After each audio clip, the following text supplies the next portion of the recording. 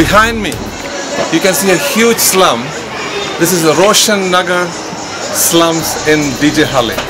You see pavements full of small one-room tenements, and the people are thickly populated here. Every house is a mother, a father, 4 or 5 kids, without any toilet, without any sink, without any water. Everything they have is one room, which is the bedroom, the kitchen, the living room, everything all rolled into a 10 feet, maybe even less, by 4 or 5 feet long. That's what they're living in. Very difficult conditions. They need help, and we are trying to do what we can, especially the women. Today, we are visiting Reshma. This is where she lives, in this lane. We're going to go to her house now. Come follow us.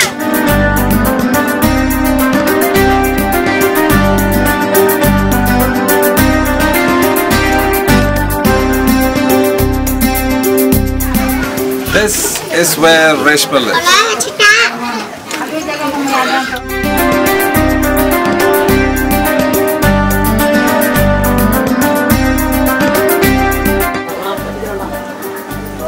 This is Reshma. We are in her house.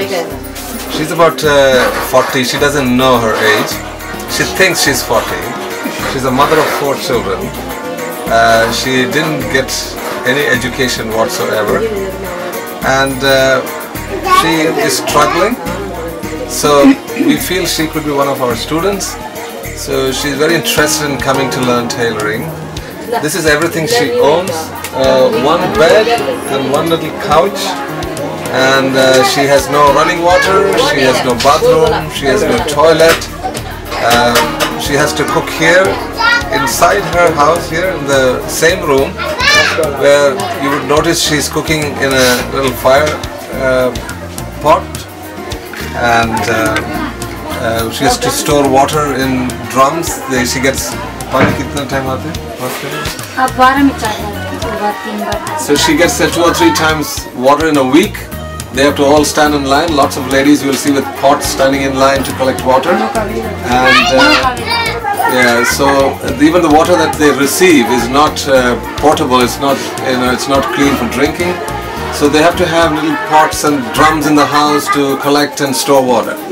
So difficulties in life is very commendable that people are living under these conditions, and we need to see how we can help these people to have an occupation, a skill that they can work from home and make a living. This is Reshma doing her incense stick. So just in front of her house, she sits basically on the street and makes about 1,000 of the sticks in a day, and she gets paid very little. She gets about 30 rupees, which is about half a dollar, 50 cents, for making 1,000 incense sticks. So the incense stick manufacturers, they come and give her the material, and she has to make these and dry them and deliver it to them. Now we are visiting Noor Jahan's house. This is Noor Jahan, and she has got one daughter, Reshma. She's had some education, but she's not been able to find any job. So she's also involved in making the incense sticks, for which she makes about 30 or 40 rupees a day for making 1,000 incense sticks. So here they're cooking their lunch when we just arrived here. So today they have some rice. Leftover from yesterday, and they're going to make some ragi, mix it in here. That's going to be their lunch. So Reshma is going to be our student. She is very much looking forward to the school starting, and whatever she would earn, what would be feeding this family, the mother and the daughter. Okay, this is Hajra, who is going to lead our WIN project. She has been a tailor herself for about 10 to 12 years, and she feels she wants to dedicate the rest of her life to be able to help the women in her own neighborhood, where there are a lot of poor women that are suffering and really could do by learning a skill, something they could do from home.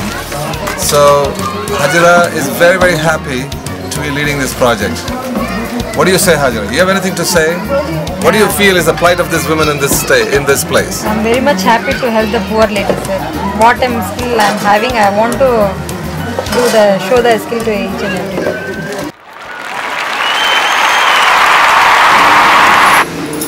It's a very key time in Bangalore when a lot of ladies have gotten an awareness and a deep desire to do more for their families and to take a stronger role in really caring for their children.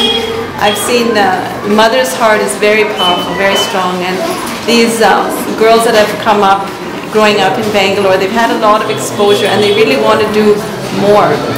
So this is going to really broaden their experience in the sense that they can learn a skill. There'll be a vast variety of girls, from some quite educated, even speaking English, having studied quite well, to others who have been kept at home and illiterates as well. So there's a broad spectrum of people. They get to all come together, mix with each other. They learn a skill that means a lot to them, and then they're able to excel in that skill. And then each one will go out in their capacity. From what I've found in my experience, they'll go out in their capacity. Either they'll do it for themselves and their children, stitching, learning to stitch clothes, and for them that's a huge savings, not having to go out to the tailor, depend on others.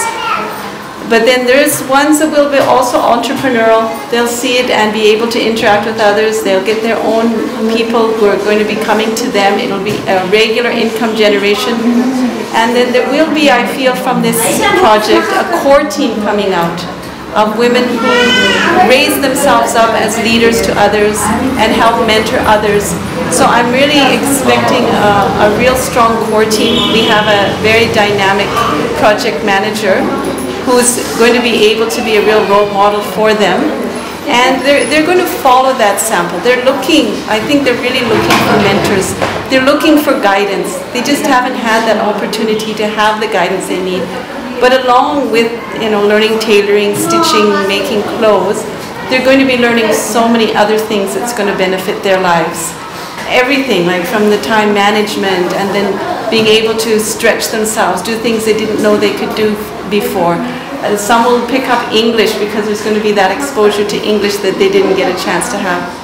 So just from mixing with each other, and then the whole structure, the whole environment here, it's going to enrich them in many, many ways and open their mind up to do many more things than they had an option to doing before.